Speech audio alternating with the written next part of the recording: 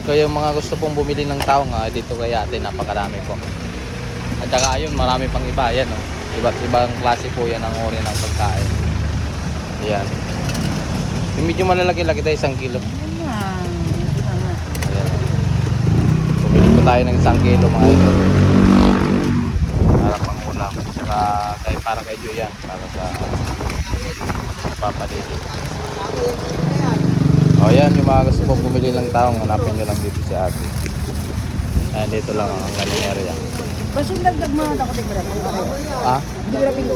Oo, ako na. Marami ba nagdag? Yan. Ayan, marami pong dagdag kay ate. Yung 1 kilo, magiging 1 kalahati na. Kaya, napakamura pong taong, 100 lang po ang kilo mga ito. Sige, ilagay muna dyan. Paki-follow and share naman po mga idol at pa-subscribe na po ng ating YouTube channel. And thank you so much. God bless.